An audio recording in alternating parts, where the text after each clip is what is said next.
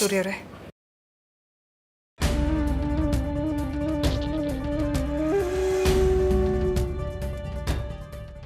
ತಗೊಳ್ಳಿ. ಏನಿದು? ಅದರಲ್ಲಿ ನನ್ನ ರಾಜೀನಾಮೆ ಪತ್ರ ಇದೆ.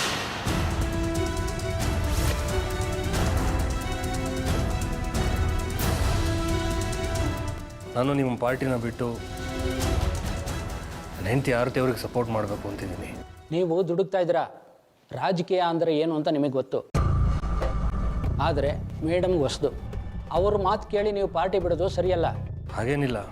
ನನ್ನ ರಾಜಕೀಯ ಜೀವನದಲ್ಲಿ ಇಷ್ಟು ವರ್ಷ ನನ್ನ ಹೆಂಡತಿ ಸಪೋರ್ಟ್ ಮಾಡಿದ್ದಾರೆ. ಈಗ ಅವರು ಎಲೆಕ್ಷನ್ಗೆ ನಿಲ್ತಾ ಇದ್ದಾರೆ. ಅವರಿಗೆ ಸಪೋರ್ಟ್ ಮಾಡೋದು ಗಂಡನಾಗಿ ನನ್ನ ಧರ್ಮ. ಅದು ಅಲ್ಲದೆ ಪಕ್ಷದಲ್ಲೇ ಇದ್ಕೊಂಡು ಹೊರಗಡೆಯವರಿಗೆ ಸಪೋರ್ಟ್ ಮಾಡಿದ್ರೆ ಅದು ಪಕ್ಷದ ವಿರೋಧಿ ಚಟುವಟಿಕೆ ಆಗುತ್ತೆ. ಹಾಗಾಗಿ ಪಕ್ಷ ಬಿಡಬೇಕು ಅಂತ ನಿರ್ಧಾರ ಮಾಡಿದ್ದೀನಿ.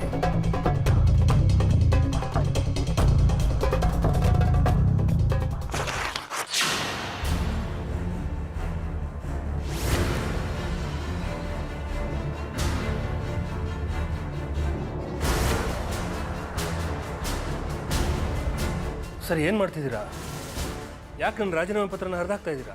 ಅದು ಗೊತ್ತಿದ್ದೇ ಹರಿದಾಕಿದ್ದು. ನಿಮ್ಮಂಥ ನಿಷ್ಠಾವಂತರನ್ನ ಕಳ್ಕೊಳೋದಕ್ಕೆ ನಮ್ಗೆ ಇಷ್ಟ ಇಲ್ಲ. ಇನ್ನೂ ಸ್ವಲ್ಪ ಕಾಲಾವಕಾಶ ತಗೊಂಡು ಒಂದು ನಿರ್ಧಾರಕ್ಕೆ ಬನ್ನಿ. ನಾನಿನ್ನು ಬರ್ತೇನೆ.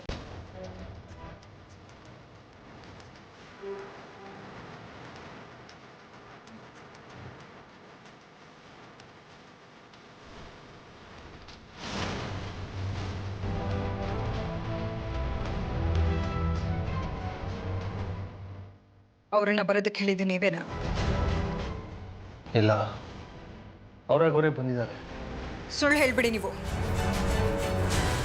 ನಿಮ್ಮ ಪಾರ್ಟಿನ ಎಲ್ಲಿ ಬಿಟ್ಟು ಬರಬೇಕಾಗುತ್ತೋ ಅನ್ನೋ ಒಂದೇ ಒಂದು ಕಾರಣಕ್ಕೆ ಅವರನ್ನ ಇಲ್ಲಿ ಕರೆಸಿ ರಾಜೀನಾಮೆ ಕೊಡೋ ನಾಟಕ ಆಡಿದ್ರಿ. ನನ್ನ ವಿರುದ್ಧನೇ ಷಡ್ಯಂತ್ರ ಮಾಡ್ತಾ ಇದ್ದೀರಾ ನೀವು. ನೀವು ನನ್ನನ್ನು ತಪ್ಪು ತಿಳ್ಕೊತಿದ್ದೀರಾ. ನನ್ನ ನಿರ್ಧಾರ ಏನು ಅಂತ ಸ್ಪಷ್ಟವಾಗಿ ಹೇಳಿದ್ರು, ನೀವು ಅದನ್ನು ತಪ್ಪಾಗಿ ಅರ್ಥ ಮಾಡ್ಕೋತಿದ್ದೀರಾ. ನಿಮಗೆ ನನ್ನ ಮೇಲೆ ನಂಬಿಕೆ ಇದ್ರೆ ನನ್ನ ಮಾತನ್ನ ನಂಬಿ, ಇಲ್ಲಾಂದ್ರೆ ನಿಮ್ಮ ಇಷ್ಟ.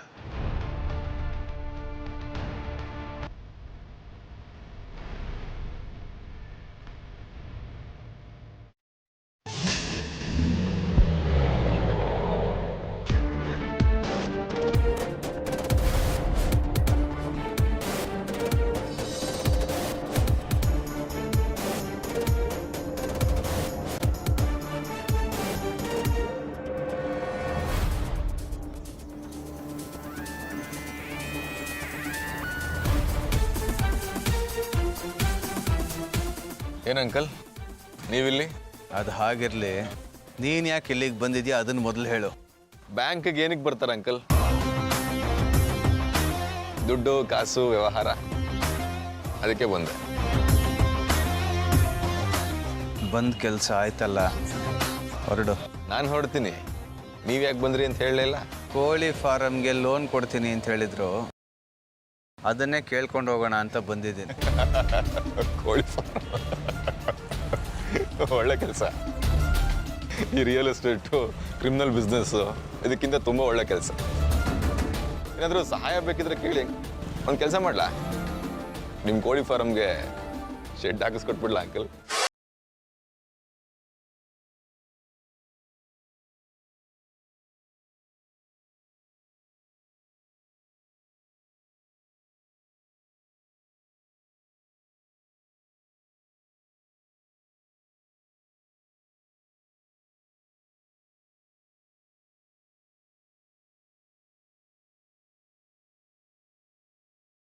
ಏನು ಸೂರ್ಯ ಇದೆಲ್ಲ? ಈ ರಾಜಕೀಯನ ಮನೆವರೆಗೂ ತಂದು ಮನೆ ನೆಮ್ಮದಿನೇ ಹಾಳಾಗೋಗಿದೆ.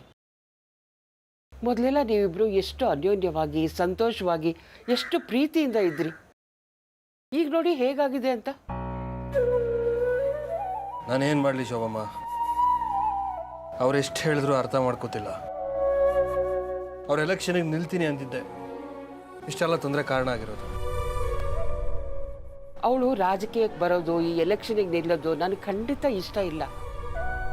ಆದರೆ ಅವಳು ಮನಸ್ಸಲ್ಲಿ ಏನೋ ಇಟ್ಕೊಂಡಿದ್ದಾಳೆ, ಅದನ್ನು ಯಾರಿಗೂ ಹೇಳ್ತಾ ಇಲ್ಲ. ಅವಳು ಕೇಳಿದರೆ ನನ್ನ ಸಂಸಾರನ ಸರಿ ಮಾಡ್ಕೊಳ್ಳೋಕ್ಕೆ ನಾನು ಹೀಗೆ ಮಾಡ್ತಿದ್ದೀನಿ ಅಂತಾಳೆ. ನಾವೇನು ಮಾಡೋಕ್ಕಾಗತ್ತೆ ಹೇಳಿ? ಅವ್ರ ಎಲೆಕ್ಷನ್ಗೆ ನಿಲ್ಲೋದ್ರ ಹಿಂದೆ ಒಂದು ಒಳ್ಳೆ ಉದ್ದೇಶ ಇದೆ ಅಂತ ನಾನು ಸಪೋರ್ಟ್ ಮಾಡ್ತೀನಿ ಅಂತ ಹೇಳಿದೆ. ಅದಕ್ಕೆ ಪಕ್ಷಕ್ಕೆ ರಾಜೀನಾಮೆ ಕೊಡೋದಕ್ಕೂ ನಾನು ನಿರ್ಧಾರ ಮಾಡಿದೆ. ಆ ರಾಜೀನಾಮೆ ಲೆಟರ್ನ ಅವರೆದುರಿಗೆ ಬರ್ದೆ. ಪಾರ್ಟಿ ಪ್ರೆಸಿಡೆಂಟ್ ಅದನ್ನು ಹರಿದಾಕಿದ್ರು ಅನ್ನೋ ಕಾರಣಕ್ಕೆ ನಾನೇ ನಾಟಕ ಮಾಡ್ತಿದ್ದೀನಿ ಅಂತ ಹೇಳ್ತಿದ್ದಾರೆ. ನಾನು ಎಷ್ಟೇ ಹೇಳಿದ್ರು ನಂಬ್ತಾ ಇಲ್ಲ. ಹೋಗಲಿ ಬಿಡಿ, ಇವತ್ತಲ್ಲ ನಾಳೆ ಅವಳು ನೀವೇನು ಅನ್ನೋದನ್ನು ಚೆನ್ನಾಗಿ ಅರ್ಥ ಮಾಡ್ಕೋತಾಳೆ. ಬೇಸರ ಮಾಡ್ಕೋಬಿಡಿ. ಸಂಸಾರ ಅಂದಮೇಲೆ ಇದೆಲ್ಲ ಇದ್ದೇ ಇರುತ್ತಲ್ವಾ? ಯಾರೇನೇ ಹೇಳಿದ್ರು ನಾನು ಸೂರ್ಯ ಅವ್ರ ಮಾತು ನಂಬಲ್ಲ. ಯಾಕೆ ತಪ್ಪಿತಸ್ಥನಾಗಿ ನೋಡ್ತಾ ಇದ್ದೀರಾ? ಅವರು ಪತ್ರ ಹರಿದಾಕಿರೋದಕ್ಕೂ ನನಗೂ ಯಾವ ಸಂಬಂಧ ಇಲ್ಲ. ಬೇಕಾದ್ರೆ ಅವ್ರನ್ನೇ ಪರ್ಸನಲ್ ಆಗಿ ಮೀಟ್ ಮಾಡಿ ಮಾತಾಡಿ, ಆಗ ನಿಮಗೆ ಗೊತ್ತಾಗುತ್ತೆ. ಅವ್ರ ಮುಖ ನೋಡೋದಕ್ಕೆ ನನಗಿಷ್ಟ ಇಲ್ಲ. ಇನ್ನು ಅವ್ರು ನಾನೇ ಮೀಟ್ ಮಾಡಲಿ? ಕಣ್ಮುಂದೆ ಕಾಣಿಸೋ ಸತ್ಯ ಸಾಕಲ್ಲ, ಇನ್ನೊಬ್ಬದ್ರ ಕೇಳಿ ಯಾಕೆ ತಿಳ್ಕೊಳ್ಬೇಕು? ಏನೇ ನೀನು ಸೂರ್ಯ ಅವ್ರನ್ನ ಅನುಮಾನದಿಂದ ನೋಡ್ತಾ ಇದೀಯಾ? ನೀನು ಒಳ್ಳೇದಕ್ಕೆ ಏನೇನು ಬೇಕೋ ಅದನ್ನೆಲ್ಲ ಮಾಡ್ತಾ ಇದ್ದಾರೆ ಅವರು. ನೀನು ಎಲೆಕ್ಷನಿಗೆ ನಿಂತಾಗಿಂದ ಹಿಡಿದು ಇಲ್ಲಿವರೆಗೂ ನಿನ್ನ ನಿರ್ಧಾರ ತಪ್ಪು ಅಂತ ಹೇಳಿಲ್ಲ. ಅದಕ್ಕೆ ಬದಲಾಗಿ ನಿನಗೆ ಸಪೋರ್ಟ್ ಮಾಡ್ತಾ ಬಂದಿದ್ದಾರೆ. ಇಂಥ ಒಳ್ಳೆ ಗಂಡದ ಮೇಲೆ ಅನುಮಾನ ಪಡೋದು, ಆಪಾದನೆ ಹೊರಿಸೋದು ತಪ್ಪು ಅಂತ ಅನ್ಸಲ್ವಾ ನಿನಗೆ? ಅಮ್ಮ, ನಾನು ಇವ್ರ ಮೇಲೆ ಆಪಾದನೆ ಮಾಡ್ತಾ ಇಲ್ಲ. ಇವರು ಪಾರ್ಟಿ ಬಿಟ್ಟು ನನಗೆ ಸಪೋರ್ಟ್ ಮಾಡ್ತೀನಿ ಅಂತ ಹೇಳಿದ್ರು. ಆದರೆ ಇವ್ರು ಮಾಡಿದ್ದೇನು? ಆದಿತ್ಯನ ಮೀಟ್ ಮಾಡ್ದೆ ಅನ್ನೋ ಒಂದೇ ಒಂದು ಕಾರಣಕ್ಕೆ ಪಾರ್ಟಿಯಿಂದ ಹಿಂಜರಿತಾ ಇದ್ದಾರೆ. ಏನು? ನೀವು ಆ ದಿನ ಮೀಟ್ ಮಾಡಿದ್ದಕ್ಕೆ ನಾನು ಪಾರ್ಟಿ ಬಿಡಲ್ಲ ಅಂತ ಹೇಳಿದ್ದೆ? ನೀವು ಹೇಳಲಿಲ್ಲ, ಆದರೆ ನಿಮ್ಮ ಮನಸ್ಸಲ್ಲಿರೋದು ಅದೇ ತಾನೇ. ನಾಳೆ ದಿನ ನಾ ಎಲೆಕ್ಷನಲ್ಲಿ ಸೋತು ಅಕಸ್ಮಾತ್ ಆದಿತ್ಯ ಗೆದ್ದು ಬಿಟ್ರೆ ನಿಮ್ಗೆಲ್ಲ ತೊಂದರೆ ಆಗುತ್ತೆ ಅಂತ. ಮಕ್ಕಳಾಗಿ ಮಾತಾಡಬೇಡಿ. ನಿನ್ನೆ ಮೊನ್ನೆ ಬಂದಿರೋ ಆದಿಗೆ ರಾಜಕೀಯ ಮಾಡೋದು ಅಷ್ಟು ಸುಲಭ ಅಲ್ಲ. ನೋಡ್ತಾ ಇರಿ ಅವ್ನು ರಾಜಕೀಯ ಚದುರಂಗದಲ್ಲಿ ಹೇಗೆ ಸಿಕ್ಕಾಕೊಂಡು ಒದ್ದಾಡ್ತಾನೆ ಅಂತ. ಚಾಲೆಂಜ್ ಮಾಡ್ತಾ ಇದ್ದೀರಾ? ರಾಜಕೀಯದ ಬಗ್ಗೆ ನಿಮಗೆ ಮಾತ್ರ ಗೊತ್ತಿರೋದಾ? ನಾನು ಚಾಲೆಂಜ್ ಮಾಡ್ತಿಲ್ಲ, ಅವನು ಸಿಕ್ಕಾಕೊಂಡು ಒದ್ದಾಡಬಾರ್ದು ಅಂತ ಅಡ್ವೈಸ್ ಮಾಡ್ತಾ ಇದ್ದೀನಿ. ಅವನಿಗೆ ಆದಷ್ಟು ಬೇಗ ರಾಜಕೀಯದಿಂದ ದೂರ ಇರೋದಕ್ಕೆ ಹೇಳಿ. ಅವನ ಹಿಂದೆ ನನ್ನ ಹೆಸರಿದೆ, ಮಾಜಿ ಎಮ್ಎಲ್ಎ ಸೂರ್ಯ ರಾಜಶೇಖರ್ ಮಗ ಅಂತ.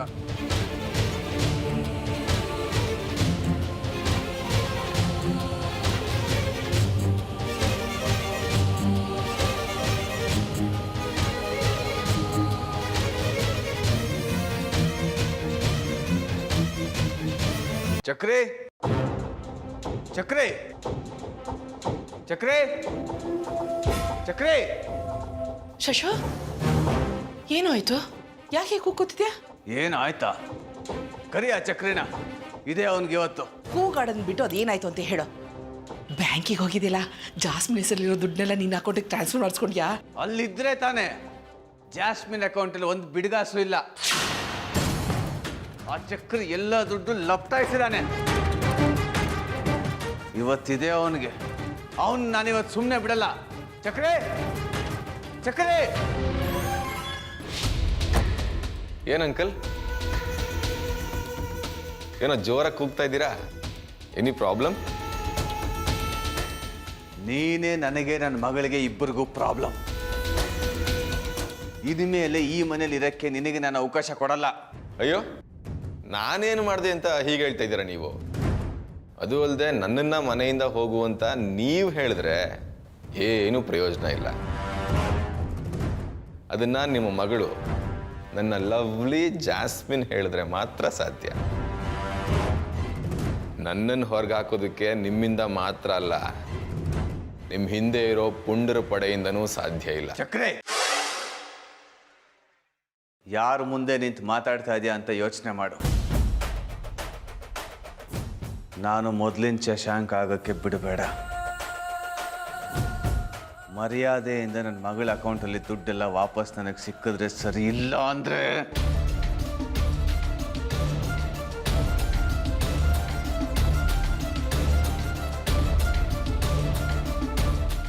ಏನೂ ಮಾಡೋಕ್ಕಾಗಲ್ಲ.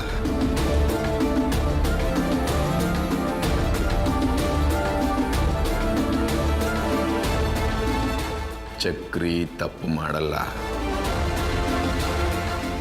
ಮಾಡಿದ್ರೆ ಹಿಂದೆ ತುಂಬ ಒಳ್ಳೆ ಉದ್ದೇಶ ಇರುತ್ತೆ, ಅದನ್ನು ಅರ್ಥ ಮಾಡಿಕೊಂಡು ಸುಮ್ಮನೆ ಇದ್ದರೆ ಸರಿ. ಏನು ಬಿಟ್ಟರೆ ಮಾತಾಡ್ತಾನೆ ಇದೆಯಾ? ಮೊದಲು ಜಾಸ್ಮಿನ್ ಅಕೌಂಟಲ್ಲಿ 5 ಕೋಟಿ ಏನು ಮಾಡಿದೆ ಅದನ್ನು ಹೇಳು.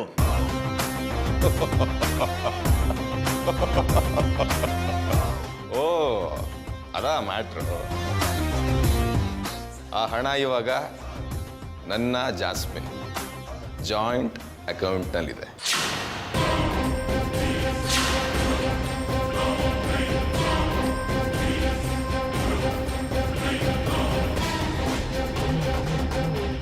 ಇದು ಮೋಸ. ಅದು ನನ್ನ ಹಣ. ಒಳ್ಳೆ ಮಾತಲ್ಲಿ ನನ್ನ ದುಡ್ಡು ನನಗೆ ತಂದು ಕೊಟ್ರೆ ಸರಿ, ಜೀವದಾನ ಮಾಡ್ತೀನಿ.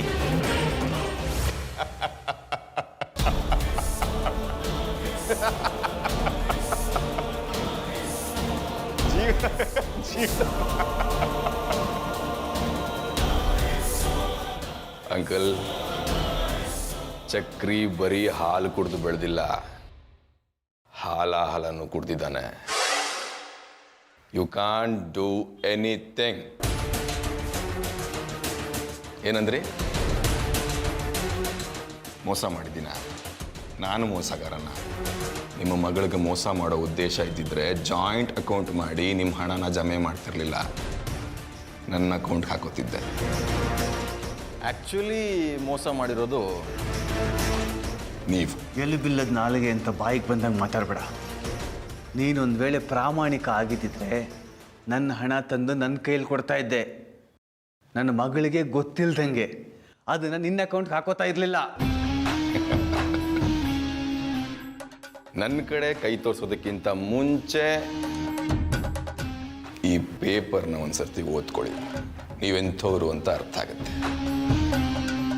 ಮಗಳು ಬದುಕಿರುವಾಗಲೇ ಸತ್ತು ಹೋಗಿದ್ದಾಳೆ ಅಂತ ಡೆತ್ ಸರ್ಟಿಫಿಕೇಟ್ ಮಾಡಿಸಿ ಅದನ್ನು ಬ್ಯಾಂಕ್ಗೆ ಸಬ್ಮಿಟ್ ಮಾಡಿ ಹಣ ಹೊಡಿಬೇಕು ಅಂತ ನೋಡಿದ್ರಲ್ಲ, ಮೋಸಗಾರ ನಾನ ನೀವಾ?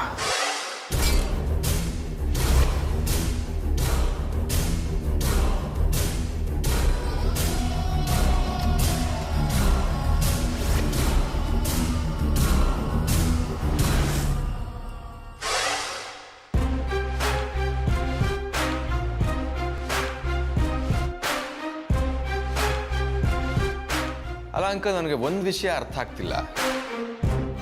ಇರೋ ಒಬ್ಬ ಮಗಳಿಗೆ ಯಾಕೆ ಈ ಥರ ಮೋಸ ಮಾಡ್ತಾ ಇದ್ದೀರ?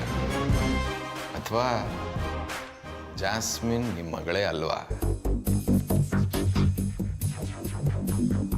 ಅಥವಾ ಅವಳ ಹತ್ರ ಇರೋ ದುಡ್ಡು ಹೊಡಿಬೇಕು ಅಂತ ತಂದೆ ಅಂತ ಹೇಳ್ಕೊಂಡು ಏನೋ? ಜಾಸ್ಮಿನ್ ನನ್ನ ಮಗಳು, ಅವಳು ನನ್ನ ರಕ್ತ. ಯಾವುದೇ ಕಾರಣಕ್ಕೂ ನನ್ನ ಮಗಳಿಗೆ ನಾನು ಮೋಸ ಮಾಡಲ್ಲ. ಮತ್ತೆ ಯಾಕಂಕಲ್ ಈ ಥರ ಕ್ರಿಮಿನಲ್ ಬುದ್ಧಿ ಎಲ್ಲ ಉಪಯೋಗಿಸ್ತಾ ಇದ್ದೀರಾ ನೀವು? ನೀನು ಅದಕ್ಕೆ ಕಾರಣ. ನೀನು ನಿನ್ನಂಥ ನಯವಂಚಕ ಮೋಸಗಾರನ ಅವಳು ಮದುವೆ ಆಗಬಾರ್ದು ಅನ್ನೋದು. ಓಹೋ, ನಾನು ನಯವಂಚಕ, ನೀವು ತುಂಬ ಒಳ್ಳೆಯವರಾ? ನಿಮ್ಮ ಪುರಾಣ ಪುಣ್ಯ ಕಥೆಗಳು ನನಗೆ ಗೊತ್ತಿಲ್ಲ ಅಂದ್ಕೋಬೇಡಿ ಮಿಸ್ಟರ್ ಶಶಾಂಕ್. ನಿಮ್ಮ ಹಳೇ ಜೀವನದ ಸಣ್ಣ ಸತ್ಯನ ನಾನು ಜಾಸ್ಮಿನ್ಗೆ ಹೇಳಿದ್ರೆ ಏನಾಗುತ್ತೆ ಅಂತ ಗೊತ್ತಾ ನಿಮಗೆ?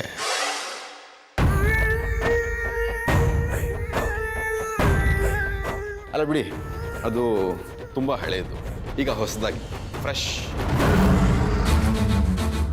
ಜಾಸ್ಮಿನ್ ಸತ್ತು ಹೋಗಿದ್ದಾಳೆ ಅಂತ ಡೆತ್ ಸರ್ಟಿಫಿಕೇಟ್ ಮಾಡಿಸಿ ಅದನ್ನು ಬ್ಯಾಂಕ್ಗೆ ಸಬ್ಮಿಟ್ ಮಾಡೋಕ್ಕೆ ಹೋಗಿದ್ರಿ ಅನ್ನೋ ವಿಷಯನ ನಾನು ಜಾಸ್ಮಿನ್ಗೆ ಹೇಳಿದ್ರೆ ಅವಳ ದೃಷ್ಟಿನಲ್ಲಿ ನೀವು ಏನಾಗ್ತೀರಾ ಅಂತ ಗೊತ್ತಾ? ಏನು ಬ್ಲ್ಯಾಕ್ ಮೇಲ್ ಮಾಡ್ತಾ ಇದೆಯಾ? ನಿಮ್ಮನ್ನು ಬ್ಲ್ಯಾಕ್ ಮೇಲ್ ಮಾಡೋದಕ್ಕೆ ಇದೊಂದು ವಿಷಯ ಅಲ್ಲ, ತುಂಬ ವಿಷಯಗಳಿದೆ ನನ್ನ ಹತ್ರ. ಬಟ್ ಅದು ನನಗೆ ಬೇಕಾಗಿಲ್ಲ. ಅದು ನೀವು ವಿಷಯಗಳನ್ನು ಅಲ್ಲಲ್ಲಿಗೆ ಬಿಟ್ಟರೆ ಮಾತ್ರ. ಇಲ್ಲಾಂದರೆ ತುಂಬ ಕಷ್ಟ ಆಗುತ್ತೆ ಅಂಕಲ್. ಆಯ್ಕೆ ನಿಮ್ಮದು. ಇನ್ನೊಂದು ಮಾತು, ನಿಮ್ಮ ಹಣ ಎಲ್ಲೂ ಹೋಗಲ್ಲ. ನನಗೆ ಆ ಹಣದ ಮೇಲೆ ಯಾವ ವ್ಯಾಮೋಹನೂ ಇಲ್ಲ. ಅದೀಗಲೂ ಜಾಸ್ಮಿನ್ ಹೆಸರಲ್ಲೇ ಇದೆ. ಬಟ್ ಆ ಹೆಸರು ಜೊತೆ ಚಿಕ್ಕದಾಗಿ ನನ್ನ ಹೆಸರು ಸೇರಿಕೊಂಡಿದೆ ಅಷ್ಟೆ. ಅಂಕಲ್, ನೀವು ಚೆನ್ನಾಗಿರ್ಬೇಕು ಅಂಕಲ್, ನಗ್ನಗ್ತಾ ಇರಬೇಕು, ಖುಷಿಯಾಗಿರಬೇಕು. ಅದನ್ನು ಬಿಟ್ಟು ಈ ಥರ ಮುಖ ಊದಿಸ್ಕೊಂಡಿದ್ರೆ ಚೆನ್ನಾಗಿ ಕಾಣಿಸಲ್ಲ, ನೀವು ಆರೋಗ್ಯನೂ ಹಾಳಾಗುತ್ತೆ. ಆಂಟಿ, ಅಂಕಲ್ನ ಚೆನ್ನಾಗಿ ನೋಡ್ಕೊಳ್ಳಿ.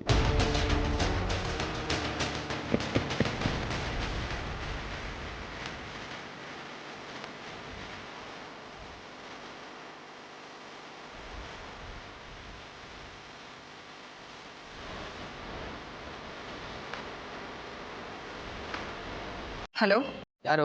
ಆರತಿ ಅವರಾ? ನೀವ್ಯಾರು? ಅಲ್ರಿ, ನಮ್ಮ ಪಾರ್ಟಿ ಪ್ರೆಸಿಡೆಂಟ್ ಮನೆವರೆಗೂ ಬಂದರೆ ಪಾರ್ಟಿಗೆ ಸೇರಿಸ್ಕೊಳಲ್ಲ ಅಂತ ಅವ್ರಿಗೆ ಅವಮಾನ ಮಾಡ್ತೀರಾ? ಮೊದಲು ನೀವ್ಯಾರು ಅಂತ ಹೇಳಿ. ರೀ, ನಾನು ಯಾರು ಅನ್ನೋದು ನಿಮ್ಗೆ ಬೇಕಾಗಿಲ್ಲ. ಇಷ್ಟು ದಿನ ನಮ್ಮ ಪಾರ್ಟಿ ಅನ್ನ ತಿಂದು ಈಗ ಗಂಡ ಅಂತಿ ಸೇರ್ಕೊಂಡು ಪಾರ್ಟಿಗೆ ಸೇರೋಲ್ಲ ಅಂತಿದ್ದೀರಾ? ಇಷ್ಟು ದಿವಸ ನಮ್ಮ ಪಾರ್ಟಿ ಬೆಳೆಸಿದ್ದಕ್ಕೆ ನೀವಿಬ್ಬರು ಸೇರ್ಕೊಂಡು ದ್ರೋಹ ಮಾಡ್ತಾ ಇದ್ದೀರಾ? ನಿಮ್ಮಿಂದ ಏನಾದರೂ ನಮ್ಮ ಪಾರ್ಟಿಗೆ ಏನಾದರೂ ತೊಂದರೆ ಆದರೆ ನಿಮ್ಮನ್ನು ಮಾತ್ರ ನಾನು ಖಂಡಿತ ಉಳಿಸಲ್ಲ. ಏನ್ರಿ ಮಾಡ್ತೀರಾ? ನಿಮ್ಮ ಕೈಲಿ ಏನು ಮಾಡೋದಕ್ಕೆ ಸಾಧ್ಯ? ಏನು ಹೆದರಿಸ್ತಾ ಇದ್ದೀರಾ ನನಗೆ? ನೋಡಿ, ನಾನು ಯಾವ ಪಾರ್ಟಿಗೂ ಸೇರಲ್ಲ. ಇಷ್ಟು ವರ್ಷ ಸೂರ್ಯ ಅವ್ರು ನಿಮ್ಮ ಪಾರ್ಟಿಲಿದ್ರಲ್ಲ, ಅವರಿಗೋಸ್ಕರ ಏನು ಮಾಡಿದ್ದೀರಾ ನೀವು? ಅದು ಅವ್ರಾಗೆ ಮಾಡ್ಕೊಂಡಿತ್ತು.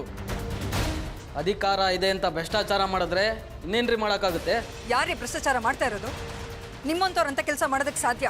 ನೋಡಿ, ಇನ್ನೊಂದು ಸಾರಿ ನನಗೆ ಫೋನ್ ಮಾಡಿ ಹೆದರಿಸೋದಾಗ್ಲಿ ಬೆದರಿಸೋದಾಗ್ಲಿ ಮಾಡಿದ್ರೆ ಪರಿಣಾಮ ನೆಟ್ಟಿಗಿರಲ್ಲ, ಹೇಳ್ತಾ ಇದ್ದೀನಿ. ಆರ್ತಿಯವರ, ಯಾರದು ಫೋನು? ಯಾರಿಗೆ ಬೈತಾ ಇದ್ದೀರಾ? ನಿಮ್ಮ ಪಾರ್ಟಿಯವರು. ಕೊಡಿ, ನಾನು ಮಾತಾಡ್ತೀನಿ. ಹಲೋ, ಯಾರದು? Hello hello. ಛೇ, ಕಟ್ ಮಾಡಿಬಿಟ್ರು ಅನ್ಸುತ್ತೆ. ಏನಂತ ಏನು ಹೇಳಿದ್ರು? ನಿಮ್ಮ ಪಾರ್ಟಿ ಪ್ರೆಸಿಡೆಂಟ್ ಮನೆಗೆ ಬಂದು ಅವ್ರ ಪಕ್ಷಕ್ಕೆ ಸೇರ್ಕೊಳ್ಳಿ ಅಂತ ಹೇಳಿದಾಗ ನಾನು ಆಗಲ್ಲ ಅಂತ ಹೇಳ್ದೆ ಅಲ್ಲ, ಅದಕ್ಕೆ ಹೆದರಿಸ್ತಾ ಇದ್ದಾರೆ. ನಮ್ಮ ಪಕ್ಷದವರು ಹೀಗೆ ಮಾಡಿರೋದಕ್ಕೆ ಸಾಧ್ಯನೇ ಇಲ್ಲ. ಯಾರೋ ನಮ್ಮ ವಿರೋಧಿಗಳು ಹೀಗೆ ಮಾಡ್ತಿದ್ದಾರೆ. ನೀವು ನಮ್ಮ ಪಕ್ಷಕ್ಕೆ ಸೇರ್ಕೋಬಾರ್ದು ಅಂತ ಹೀಗೆ ಮಾಡ್ತಿದ್ದಾರೆ. ನಿಮ್ಮ ಪಕ್ಷದ ಪರ ವಹಿಸ್ಕೊಂಡು ಮಾತಾಡಬೇಡಿ ಸೂರ್ಯ ಅವರೇ. ಅವ್ರು ಬಂದೋಗಿರೋ ವಿಷಯ ನಿಮ್ಮ ಪಕ್ಷದವ್ರಿಗೆ ಮಾತ್ರ ಗೊತ್ತಿರತ್ತೆ, ಇನ್ಯಾರಿಗೂ ಗೊತ್ತಿರಲ್ಲ. ಅಯ್ಯೋ, ನೀವಿಬ್ರು ಯಾಕೆ ಸುಮ್ಮನೆ ಜಗಳ ಆಡ್ತಿದ್ದೀರಾ? ಯಾರೋ ಅಪರಿಚಿತ ಫೋನ್ ಮಾಡಿ ಬೆದರಿಕೆ ಹಾಕ್ದ ಅಂದರೆ ನೀವಿಬ್ಬರಿಗೂ ತೊಂದರೆ ಇದೆ ಅಂತಲೇ ಅರ್ಥ. ನೋಡಿ, ನೀವಿಬ್ಬರು ಪೊಲೀಸ್ ಸ್ಟೇಷನ್ಗೆ ಹೋಗಿ ಒಂದು ಕಂಪ್ಲೇಂಟ್ ಕೊಡಿ. ಈ ವಿಷಯನ ಆರ್ಯಂಗೂ ತಿಳಿಸಿ. ಪೊಲೀಸ್ನವರು ಈ ನಂಬರ್ನ ಕಂಡುಹಿಡಿಯೋ ಚಾನ್ಸಸ್ ಇದೆ. ಕರೆಕ್ಟಾಗಿ ಹೇಳಿದ್ರಿ ಶೋಭಾ. ಬನ್ನಿ, ಹೋಗಿ ಕಂಪ್ಲೇಂಟ್ ಕೊಡೋಣ. ನಿಮ್ಮ ಪಕ್ಷದವ್ರೆ ಮಾಡಿದಾರೆ ಅಂತ ಗೊತ್ತಾದ್ಮೇಲೆ ಏನಕ್ಕೆ ಕಂಪ್ಲೇಂಟ್ ಕೊಡಬೇಕು? ನಾನು ಎಲ್ಲಿಗೂ ಬರಲ್ಲ. ಯಾವ ಪಕ್ಷದವ್ರು ಬೇಕಾದರೂ ಮಾಡಿರಲಿ, ನಾವು ಮೊದಲು ಕಂಪ್ಲೇಂಟ್ ಕೊಡಬೇಕು. ಯಾಕಂದ್ರೆ ಫೋನ್ ಬಂದಿರೋದು ನಿಮ್ಮ ಮೊಬೈಲ್ಗೆ. ಹೌದು ಕಣೆ, ನೀನು ಸುಮ್ಮನೆ ಅವ್ರ ಮೇಲೆ ಯಾಕೆ ಅನುಮಾನ ಪಡ್ತಾ ಇದೆಯಾ? ಮೊದಲು ಹೋಗಿ ಕಂಪ್ಲೇಂಟ್ ಕೊಡು. ಅವಾಗ ಸತ್ಯಾಸತ್ಯತೆ ಏನು ಅಂತ ಗೊತ್ತಾಗತ್ತೆ. ಹಠ ಮಾಡಬೇಡ. ಬನ್ನಿ.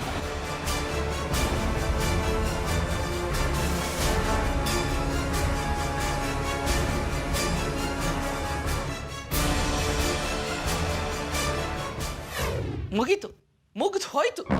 ಇನ್ಮೇಲೆ ನಾನು ನೀನು ಈ ಮನೆಯಲ್ಲಿ ಸತ್ ಹೆಣ ಥರ ಬದುಕಬೇಕು ಅಷ್ಟೇ. ಯಾರು ಇವನು? ಎಲ್ಲಿಂದ ಬಂದ? ನಮ್ಮನ್ನೇ ಹೆದರ್ಸ್ತಾನಲ್ಲ. ಶಶು, ನನಗೇನೋ ಇವನು ನಿನ್ನ ಹಿನ್ನೆಲೆನೆಲ್ಲ ತಿಳ್ಕೊಂಡು ಬೇಕು ಅಂತಾನೆ ಜಾಸ್ಮಿನ್ ಹಿಂದೆ ಬಿದ್ದು ಈ ಮನೆಗೆ ಬಂದು ಸೇರ್ಕೊಂಡಿದ್ದಾನೆ ಅಂತ. ಅವನು ಯಾಕೆ ಇಲ್ಲಿಗೆ ಬಂದು ಸೇರ್ಕೊಂಡಿದ್ದಾನೆ ನನಗೆ ಮುಖ್ಯ ಅಲ್ಲ ಅತ್ತೆ. ಆದಷ್ಟು ಬೇಗ ಅವನ್ನ ಹೇಗೆ ಮನೆಯಿಂದ ಆಚೆ ಹಾಕಬೇಕು ಅನ್ನೋದು ನನಗೆ ಮುಖ್ಯ. ಈಗ ಅದು ನಿನ್ನಿಂದ ಸಾಧ್ಯ ಇಲ್ಲ ಕಣೋ. ಮೊದಲು ಅವರಿಬ್ಬರಿಗೂ ಮದುವೆ ಮಾಡೋ ಏರ್ಪಾಡು ಮಾಡೋ. ಇಲ್ಲ ಅಂದರೆ ಹಸು ಹಗ್ಗ ಜೊತೆ ಗೂಟನ್ನು ಕಿತ್ಕೊಂಡು ಹೋಯ್ತು ಅಂತಾರಲ್ಲ, ಹಾಗೆ ಜಾಸ್ಮಿನ್ ಹಣನೋ ಕಿತ್ಕೊಂಡು ಇಲ್ಲಿಂದ ಹೊರಟೋಗ್ತಾನೆ. ಆಮೇಲೆ ಏನೋ ಮಾಡ್ಕೊತೀಯ ಅವನ್ನ ನೀನು. ಹಾಗಾಗಬಾರ್ದು. ಎಲ್ಲ ಜಾಸ್ಮಿನ್ನ ಕೊಟ್ಬಿಟ್ರೆ ಆದಿಗೆ ನಾನು ಏನು ಕೊಡಲಿ? ಆರತಿ ಹೆಸರಲ್ಲಿರೋದನ್ನ ಆದಿ ಕೊಡೋಣ ಅಂದರೆ ಆರತಿ ನನಗೆ ಸಪೋರ್ಟ್ ಮಾಡಲ್ಲ. ಒಂದು ವೇಳೆ ಆದಿ ನನ್ನ ಕಡೆಗೆ ಬಂದರೆ ಆರತಿ ಇರೋದನ್ನೆಲ್ಲ ಆರ್ಯನ್ಗೆ ಕೊಟ್ಬಿಡ್ತಾಳೆ. ನೋಡ, ನೀನು ಯಾವುದ್ರ ಬಗ್ಗೆನೂ ಯೋಚನೆ ಮಾಡಬೇಡ ಕಣ. ಮೊದಲು ಈ ಚಕ್ರಿ ಯಾರು ಅದ್ರ ಬಗ್ಗೆ ಯೋಚನೆ ಮಾಡು. ನಾನೆಷ್ಟೇ ಎಚ್ಚರವಾಗಿ ಹೆಜ್ಜೆ ಇಟ್ಟರು ಅವ್ನಿಗೆ ಹೇಗೆ ಗೊತ್ತಾಗುತ್ತೋ ನನಗೆ ಗೊತ್ತಿಲ್ಲ. ನಾವು ಗುಟ್ಟಾಗಿತ್ತು ಡೆತ್ ಸರ್ಟಿಫಿಕೇಟ್ ವಿಷಯ ಅವ್ನಿಗೆ ಹೇಗೆ ಗೊತ್ತಾಯ್ತೋ ನನಗೂ ಗೊತ್ತಿಲ್ಲ. ನೀ ಏನಾದರೂ ಹೇಳಿದ್ಯಾ? ಶಶು, ನೀ ನನ್ನ ಮೇಲೆ ಅನುಮಾನ ಪಡ್ತಿದ್ದೀನೋ? ಸಾರ್ಥಕ ಆಯ್ತು ಕಣ, ಸಾರ್ಥಕ ಆಯ್ತು. ನನ್ನ ಜೀವನನೆಲ್ಲ ಮರೆತು ನೀನು ನಿನ್ನ ಸಂಸಾರ ಚೆನ್ನಾಗಿರ್ಬೇಕು ಅಂತ ನೀನು ಹಿಂದೆ ಬಂದೆ ನೋಡು. ಅನ್ಬೇಕಾದ್ದೆ ನೀನು, ಅನ್ಬೇಕಾದ್ದೆ ಬಿಡು. ಯಾಕೆ ಹೀಗೆ ಯೋಚನೆ ಮಾಡ್ತಾ ಇದೆಯಾ? ನೀನು ಹೋಗಿ ಹೇಳಿರ್ತೀಯ ಅನ್ನೋ ಅರ್ಥದಲ್ಲೆಲ್ಲ ನಾನು ಹೇಳಿದ್ದು. ಆದರೂ ಇವನು ಯಾರು? ಇವನು ಯಾಕೆ ಇಲ್ಲಿಗೆ ಬಂದಿದ್ದಾನೆ? ನನ್ನ ಹಿಂದೆ ಯಾಕೆ ಬಿದ್ದಿದ್ದಾನೆ ಅನ್ನೋದು ನಾನು ತಿಳ್ಕೋಬೇಕು. ಅವ್ನು ಯಾರು ಏನಾದ್ರೂ ನಮ್ಗೇನೋ. ಮೊದಲು ಅವನು ನಿನ್ನಿಂದ ತಗೊಂಡಿರೋ ದುಡ್ಡನ್ನ ವಾಪಸ್ ತಗೋಬೇಕು. ಅದ್ರ ಬಗ್ಗೆ ಯೋಚನೆ ಮಾಡು. ಇದಕ್ಕೇನಾದರೂ ಐಡಿಯಾ ಬೇಕು ಅಂದರೆ ಚಿದಂಬರಂನೇ ಕೇಳಬೇಕು.